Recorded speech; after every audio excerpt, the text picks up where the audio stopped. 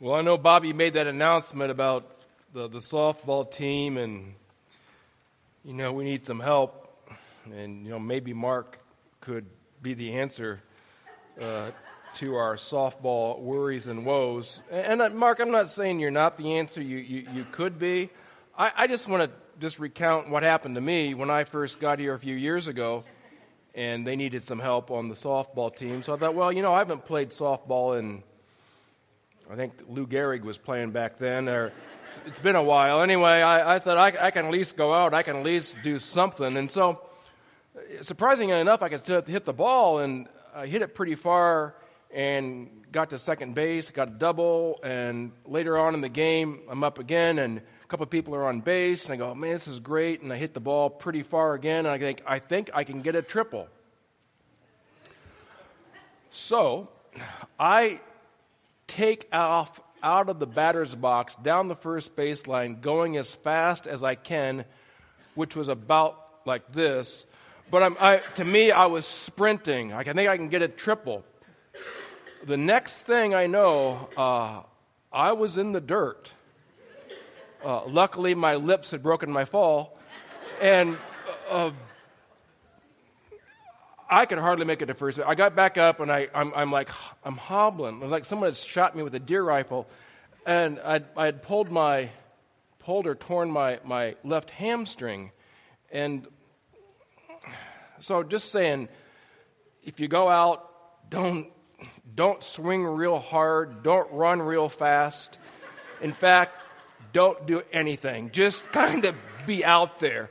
But knowing Mark, just his presence could be the inspiration that the team needs to be victorious. I don't know. That could be a bunch of nonsense. But anyway. Did you wake up walking into this place, and I'm going to ask, let's say on a scale of 1 to 10, what was your peace factor? How much peace did you possess? And you don't have to tell anyone, but just, sort of go, well, I think it was and if you can give it a bit of a number, because when you go to the doctor, they want to know if you have any pain. If you have any pain, on a scale of 1 to 10, 10, you can't take it. 1, it's not bad, but they want you to have a number. So same thing here. What was your peace factor? Just think about it. When I woke up, as I walked in here or wherever it was at, a peace is a sense of contentment. Some think it's a state of mind. Maybe there's an emotional aspect to it, but it's the sense that somehow everything is okay. It's not that we don't have any issues or problems. That would be impossible. And it's not that we wouldn't want things to be different, because we always do. But in the midst of the turmoil and the change, that still it's okay. And we're in this series now on peace, and that God is peace, and that when you're a child of God, you are at peace with God, because those who aren't at peace with God are at war with God. If anyone has not been saved, born again, they are right now at war. They don't think they are. They don't know that they are, but they're at war. And God always wins wars.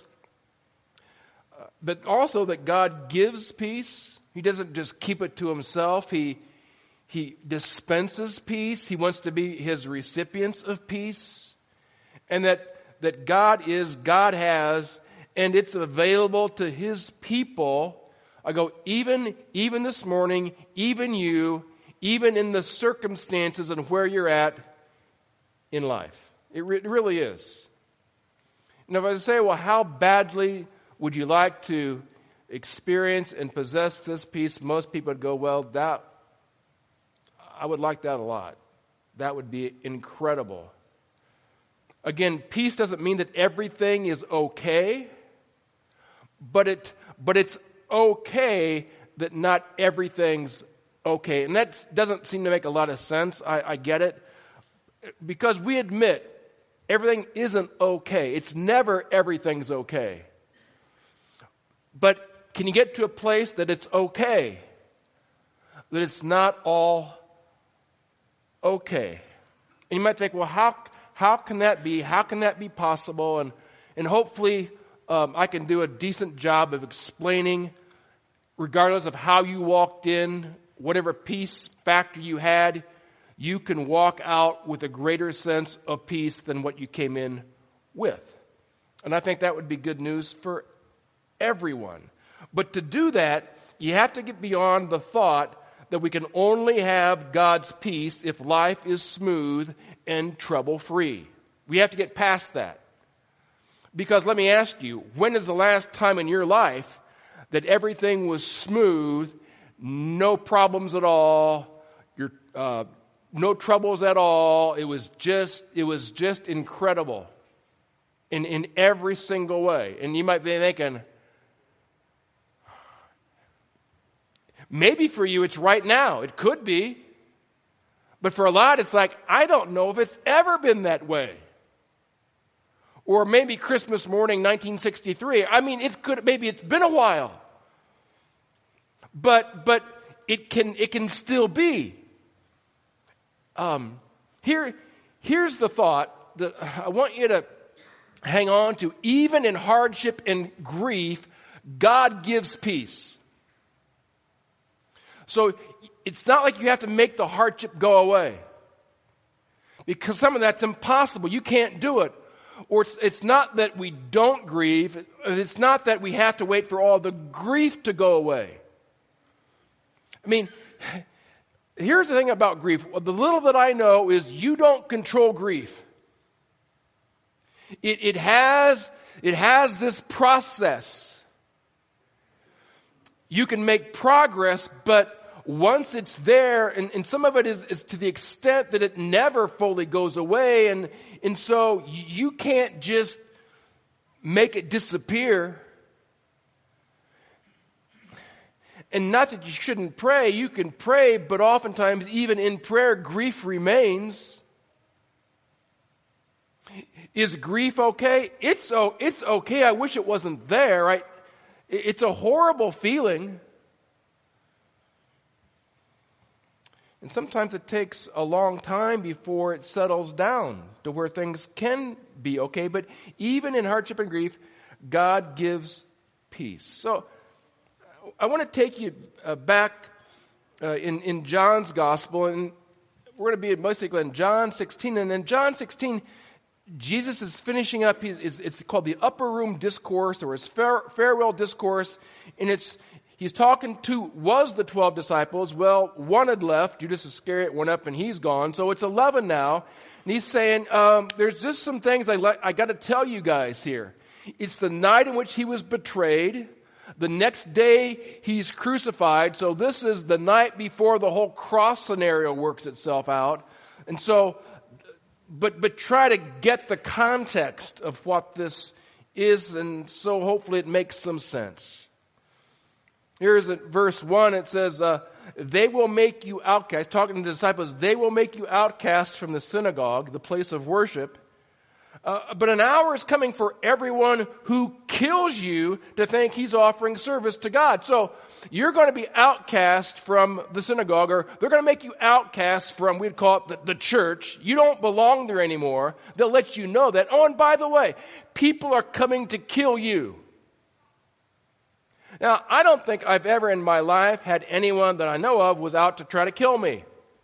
I mean, that's not a pleasant thought. I mean, oh gosh. Might been out to do some other things, but I don't think ever to kill me. But here going, yeah, they're coming to kill you. And they think they're doing it with God's blessing. In the Muslim world, they call it a jihad or a yihad. It's a holy war. We're out to wipe out the infidels, and God, Allah, is behind us. Well, it's not just the Muslims that have holy wars. We have holy wars.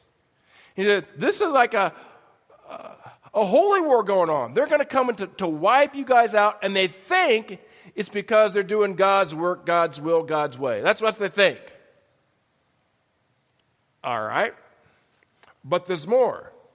Not only are people going to come and kill you, but, and now I am going to him who sent me. This is Jesus saying, I'm going back to heaven.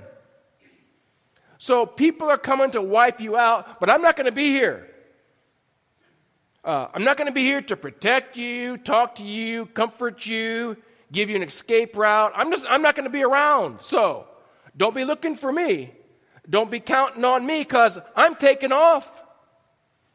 Oh, okay. This isn't working out very well here.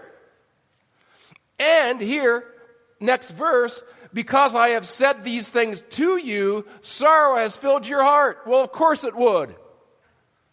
If I said someone's coming to kill you and I'm leaving, Jesus is leaving, and now you're going, sorrow, or you could put in there grief.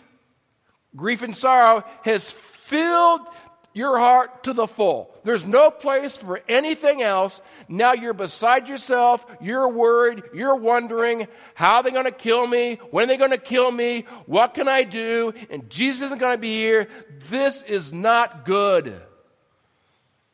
Sorrow along with fear and confusion and frustration and worry, all the stuff that I don't want in my heart has filled my heart. You know what we don't like? We don't want a heart filled, can I just say, with all the gunk. Now, gunk is not a biblical word that I can find. It's just one that I think kind of somewhat communicates. Well, Rick, what's gunk? Gunk is all the stuff you don't want. You don't want a gunked up heart. Is there a way that I could flush out the gunk? Clean it out. If I could hook up a hose or do something to make room for all the good stuff that I want in my heart. Here, no one wants a gunked up heart or a sorrow-filled heart for even a moment. But we know that there's a lot of gunk that fills a lot of hearts, and it often works in combination. But wait, we're not even quite done here. Jesus continues, behold, an hour is coming and has already come for you to be scattered, each to his own home, and to leave me alone. So, people are coming to kill you. I am leaving. In you final 11, you saw Judas leave. The rest of you are going to scatter as well. You won't even stay together.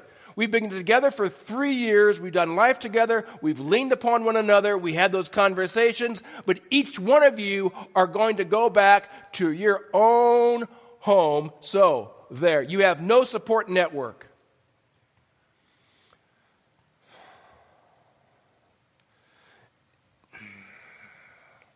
That's tough. Really tough. And Jesus does this all the time. He says this, these things I have spoken to you, that in me you may have peace. And I think they're thinking, what? Let me get this straight. We're going to be killed. And by the way, all 11 of those men were martyred. They were killed in the name of Christ. So this was true. Jesus says, I'm leaving, and you're not going to stay together. But I'm telling you all this so that in me you may have peace. And I think that they're thinking, how can that possibly be? I mean, it's a nice thought, but really? Is Jesus asking them and us, or telling us to do the impossible? Is this impossible? I mean, in your circle, and whatever you drug in with you, is peace possible? for you? Or is it possible, but it's going to be really, really hard, it's going to be really, really difficult?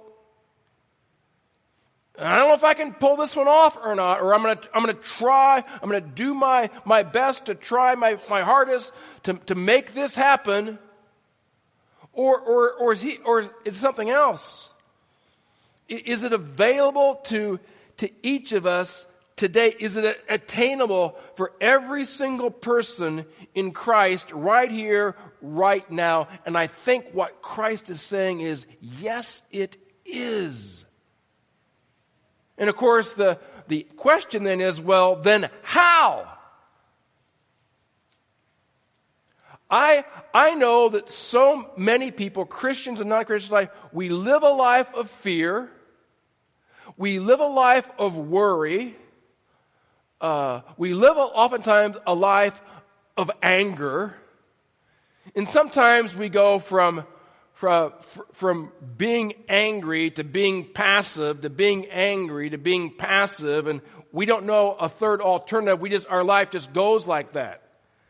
And feeling I don't have another option, I don't have another alternative, so I'm mad, I'm sad, I'm mad, I'm sad, I'm mad, I'm sad. I go, is there something else? What if we said there's mad, there's sad, but there's peace? Well, I don't know how to get there. I get it, but can Scripture help us get to peace so we're not going back and forth from one state of being or one emotion to the other, and we don't know how to get out of this cycle? I mean, that's a bad way to live, isn't it? Mad, sad, mad, sad, mad, sad. That's about it. And every once in a while, I'll go on a vacation or drink a beverage or do something to try to take the edge off. You know, can we do better than take the edge off? I go, biblically we can, and biblically we better. So this is what Christ says to finish verse 33. He says, in the world you have tribulation. And we're all going, you bet, right? You bet we do. That's not news to any of us. You know, that's not news to an elementary student. They know that. You can't get to first grade without having tribulation, right? And you might think, yeah, right, what? Hey, they got a load of stuff they're carrying with them. All kinds of things. Some of you know I got an older brother, older sister, younger brother. And I was talking to my sister, and she said, I was so scared to even start kindergarten.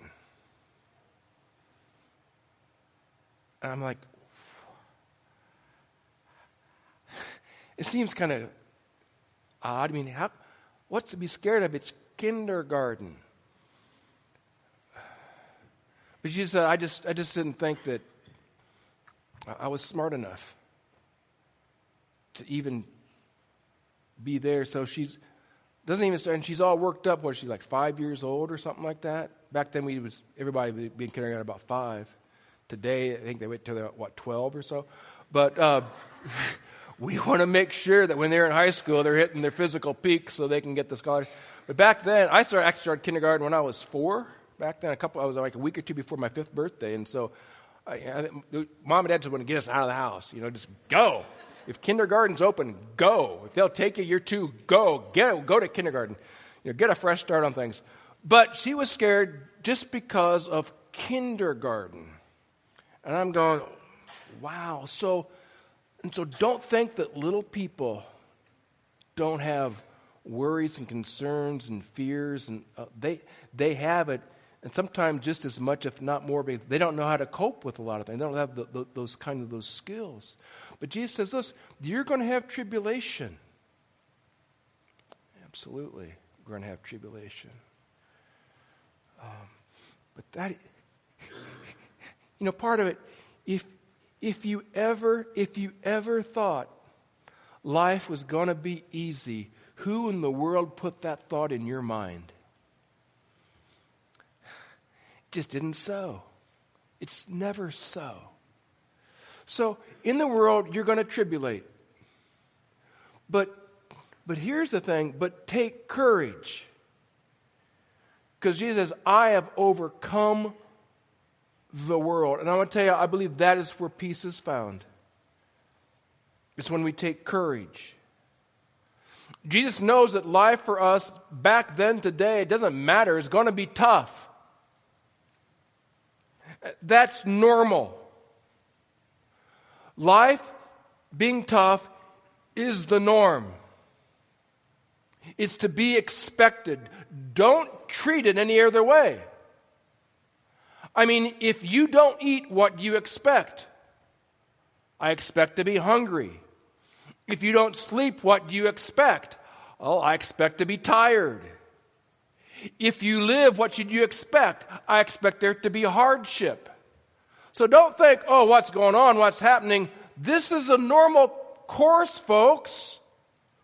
It has to be this way. So don't get all worked up. No, we don't like it. I don't like it that it's this way. But it's this way. I told you about 6 weeks ago, we went out to Iowa, brought my father and my younger brother back. We got a house near Homestead High School. And so my younger brother is taking care of my dad. And he's saying, this is harder than I thought. Because I was over there yesterday. During the day, Dad does pretty good. But at nighttime, like a switch is thrown. And it gets more difficult to deal with. In fact, my brother says, well, I put him to bed, but I can't sleep because the next thing I know, he's up. 4 times. He's walking around without his walker. He's out in the garage trying to he figures stuff out. It's not easy. I was up there the last week or so and sitting there and talking with him, and he often does this. He goes, have you seen my mom? Well, his mom was dead before I was even born. Have you seen my mom? No. Is she in the kitchen? No. I wonder where she's at. Another minute. Have you seen my wife? No. Well, I'm going to go look for him. So he gets up on his walk, and I'll take you through. It's a very small, one level. I'll take you through, and I open up every door. I'll let you look in. He gets back to where we started, and there's this look of incredible confusion, like where could they possibly be? He said, well, I'm going around again. All right. I mean, if nothing else, he gets some exercise, and that's good for him, and goes around again and sits down. Listen, some of you have been in that or are in that situation. That's not easy on him, and that's not easy on me. And I'm not sure if this is exactly some of the tribulation he's talking about, but it's some tribulation.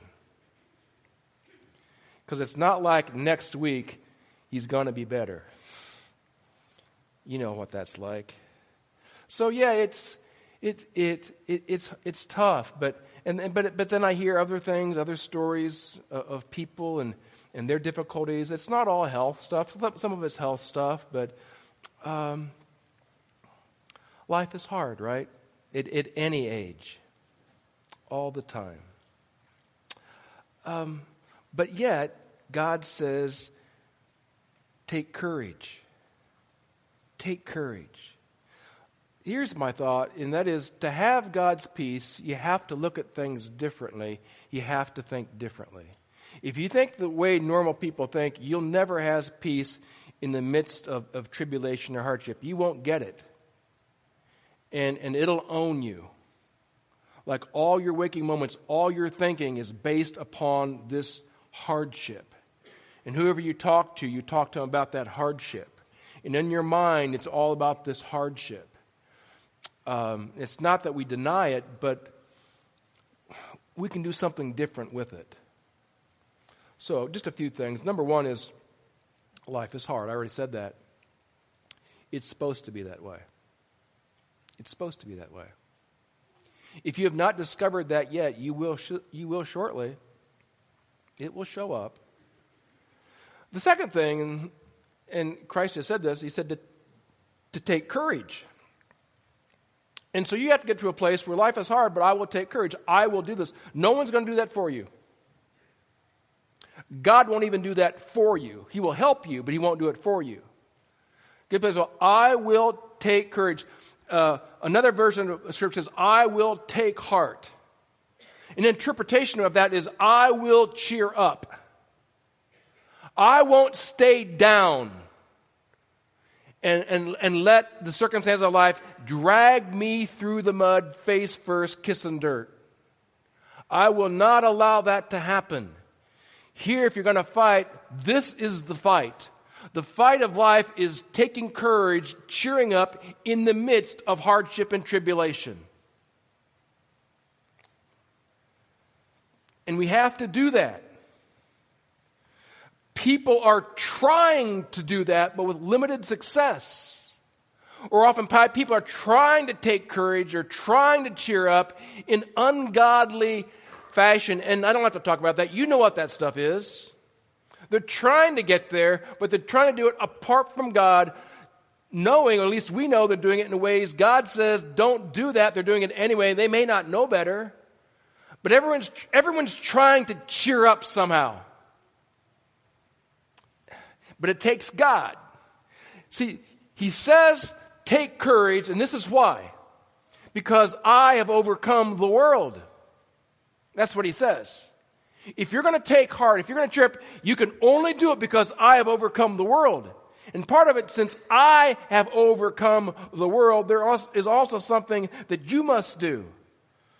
See, when we think correctly, our emotional state changes. When our emotions change, our actions change. Most people, they live out of their emotions. I think to some degree we all do. And that's why we're always asking people, or we're gauging whether I should do something or not do something based on the fun factor. We're going to have fun. I think I'll do it. I don't. That doesn't sound like fun. I'm not going to do it. Where fun becomes the deciding issue here. Your teenage daughter or son goes out at 8, comes home. Did you have fun? Did you have a good time? We want to know. How did it go? You went on vacation. Did you have fun on vacation? Did you have fun at work? Did you have fun? Did you have fun? And so a lot of we live out of that. Were you happy with it? Did you have joy? Were you laughing a lot? And so, but even that should be based on that Christ has overcome the world. We often don't base it on that. But since Jesus has overcome the world, he's victorious over the worst things the world could throw at him, victorious over death, victorious in resurrection. We, his children, also should overcome the world, and to be able to look hardship and pain in the face and say, I don't like you, but you don't own me. And that's how you turn a corner. We're not denying the reality of it. We're not saying you need to go away now, because it might not. But just saying, you know what? I don't like you, you're here, but you will not own me. I am going to take heart. I am going to take courage. I will not let you get me down. I would like for you to go away, but even if you stay, you're not going to dominate my life, my thoughts, my heart. It is not going to happen because Christ has overcome the world, and almost a determination, I will overcome the world as well. As children of him, I will overcome the world. Doesn't mean you go out and you do all these things, but you overcome the world in your heart and in your mind. I will not allow. That will not happen. I will overcome. I will take heart. I will take courage. I will cheer up only because Christ has overcome the world. I can as well. See, this satanic kingdom of which we live would like nothing better than for you and me to be defeated, to not overcome. Tell yourself, I will take heart. I will not let sin win. Because the tendency of tribulation and hardship and sin is it wants to conquer. It wants to win. I will not let my circumstances win. I will not let my worry and my grief to own me. That's the fight. Jesus has won. He wants me to win in Him. Because to let sin win is the denial of His cross work, and we're not going to allow that. Just say, not anymore. I don't give you the right to dominate me. Jesus has overcome the world.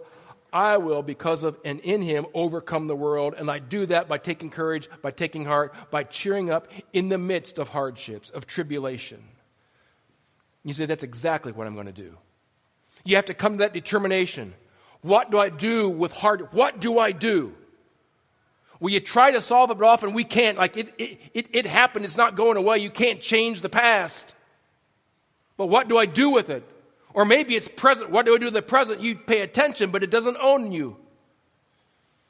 And I love how this kind of wraps up. We'll go to Paul in another part. Now may the Lord of peace Himself continually grant you peace. This is the huge thing in every circumstance. The word continually and every. May He continually Himself grant you, give you peace in every, no exception, everything in life that wants to drag and pull you down. There's a God who is peace. There's a God that we're at peace with, and He wants His peace to be your peace. Oh, it's possible. It's expected. See, this is a command. May the Lord of peace. Are you in a place where you are on the receiving end because He wants to give or grant? Are you in a place where you can say, yep, here it comes. I got it now. I got it. Because I've taken courage. I've taken heart. No, everything going on, it's not okay. But it's okay that it's not okay. So you received some bad news. You're living in loss from the past. By the way, all of us are. There is no exception to that.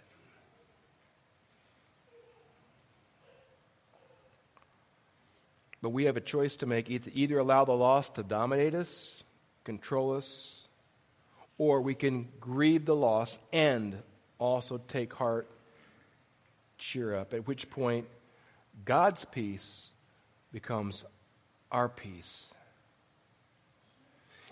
Circumstances don't have to change when we're overcomers and when we take courage.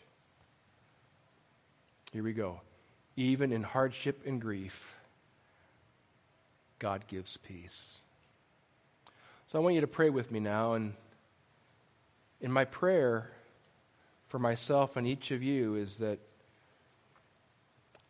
you'll turn the corner, if you haven't already. And Lord, our prayer right now is that even in tribulation, even in hardship, even in grief, even in loss, that you're going to help, you're going to assist. We know it's there for the taking or for the receiving. We're going to receive your peace right now. We're not going to let circumstances dominate our lives or our thinking. No, we're going to cheer up in spite. Why? The only reason we can and the only reason we should is because you have overcome the world, and therefore in tribulation so should we. And when we overcome, the result of that is peace in the midst of all this gunk that surrounds us, and sometimes it's in us. And we do it now in Christ's name. Amen.